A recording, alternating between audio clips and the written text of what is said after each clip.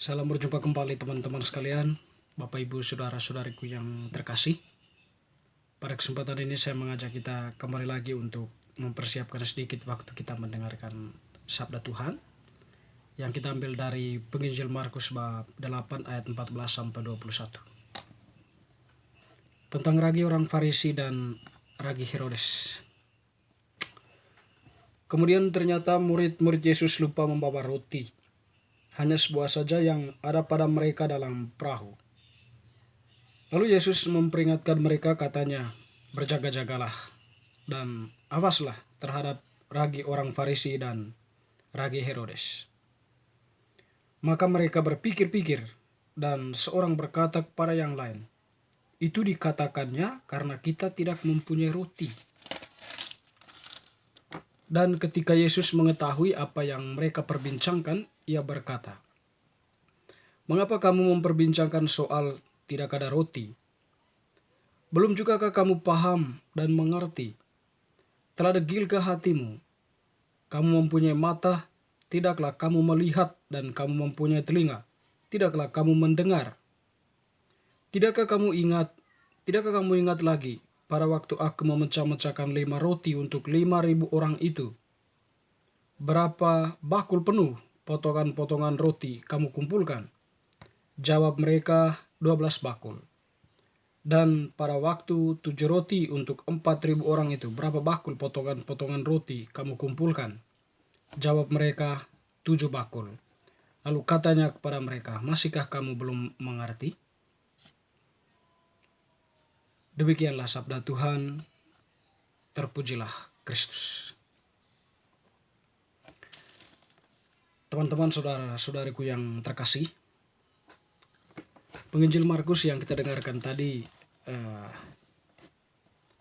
berbicara tentang perumpamaan Yesus, atau Yesus sedang mengumpamakan secara tidak langsung suatu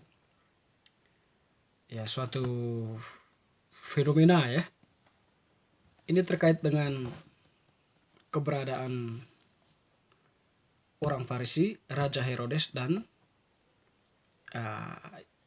kehadiran Yesus. Pertama-tama kita mendengar bagaimana masalah yang terjadi. Masalah yang terjadi adalah para murid yang lupa membawa roti. Mereka hanya bawa satu saja ya, roti yang ada pada mereka ketika mereka berada di perahu. Berangkat dari pengalaman itu, kemudian Yesus memperingatkan mereka dengan berkata, berjaga-jagalah dan awaslah terhadap ragi orang Farisi dan ragi Herodes. Ragi orang Farisi, apa sekiranya yang mau dikatakan di sini ya? Kita berefleksi atau sederhananya kita melihat hal ini mungkin lebih pada keberadaan orang Farisi itu ya, atau ragi orang Farisi itu ya, berkaitan dengan keberadaan mereka. Jadi mereka itu dianggap sebagai orang yang taat pada tradisi ya, dianggap sebagai orang yang ya suka berdoa lah ya, atau dalam kacamata publik ya mereka itu dianggap baik ya. Padahal, atau itu yang mereka tunjukkan, padahal sebenarnya mereka sedang melakukan pencitraan. Mereka menyembunyikan sesuatu atau menyembunyikan suatu kebenaran ya. Di balik pencitraan itu ada rahasia besar yang terjadi, atau yang mereka bangun, atau strategi yang mereka bangun ya, dengan sebuah tujuannya. Mereka ingin tetap dikenal baik, mereka ingin tetap menjadi pada posisi mereka dalam strata sosial sebagai orang menengah mungkin ya. Sehingga kehadiran mereka itu adalah sebuah kehadiran kemunafikan, bisa dikatakan seperti itu ya, karena tidak menunjukkan apa yang sesungguhnya. Ketika mereka berbicara tentang hari Sabat ya, berbicara tentang membayar pajak dan sebagainya ya, menilai Yesus sebagai penghulu setan. Benarnya mereka berbicara tentang diri mereka sendiri. bahwa mereka itu sebenarnya penyembah materi itu ya. Mereka itu sebenarnya orang yang melanggar hari Sabat, melanggar perintah-perintah yang memang diwariskan, yang menjadi kebiasaan. Cuman itu tidak terungkap keluar ya, karena mereka mempunyai kuasa, mereka mempunyai relasi yang baik dengan orang-orang yang berpengaruh juga ya. Dan ada sebuah kerjasama dalam kegelapan di situ. Tetapi kalau orang biasa, mereka tidak mau tahu ya, mereka menghakimi sedemikian rupa dengan maksud tadi pencitraan itu, bahwa mereka adalah penjaga tulen dari sebuah tradisi atau kebiasaan. Sekiranya Ragi Farisi itu mungkin mau menggambarkan hal itu ya. Tentu tidak semua ya orang itu seperti itu, tapi kebanyakan orang yang terus menentang Yesus ya. Kiranya mereka itu ya orang-orang yang berusaha untuk menghalang-halangi Yesus dalam mewartakan kerajaan Allah itu.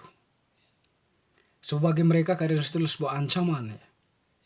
Kalau Ragi Herodes mungkin berkaitan dengan ambisi Herodes yang begitu kuat ya untuk berkuasa. Dia tidak ingin orang lain berkuasa ya, atau yang menyaingi dia. Jadi, setiap orang yang menyaingi dia tentu akan dikejar-kejar ya, atau mungkin juga orang itu tidak akan nyaman hidupnya.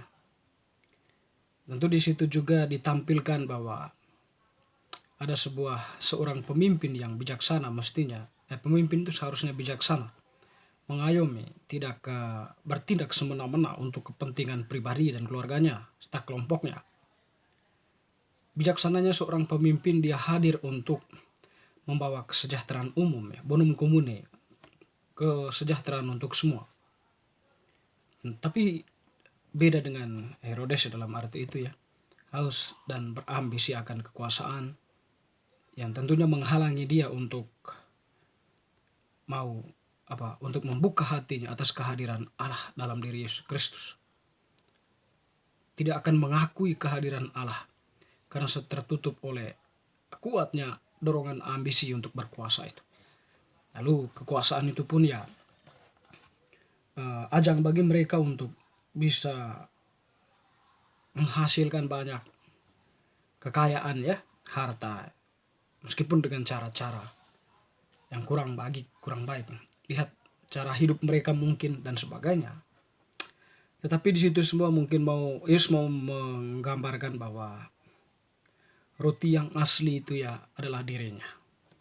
Ketika Yesus menggambarkan atau menyampaikan kembali pengalaman pergandaan roti itu ya, mungkin situ Yesus mau menunjukkan kepada para muridnya bahwa ragi yang sesungguhnya adalah ini. Apa yang saya lakukan ini adalah tindakan Allah yang nyata, yang mengasihi manusia, yang mengasihi semua, tidak untuk kelompok tertentu. Setiap orang yang menderita kelaparan, pasti mereka ketika diberikan ragi Yesus itu akan mengalami kekenyangan, akan mengalami sukacita, akan mengalami harapan baru dan sebagainya ya. Boleh dikatakan seperti itu. Berbeda tadi dengan yang lain-lain itu ya.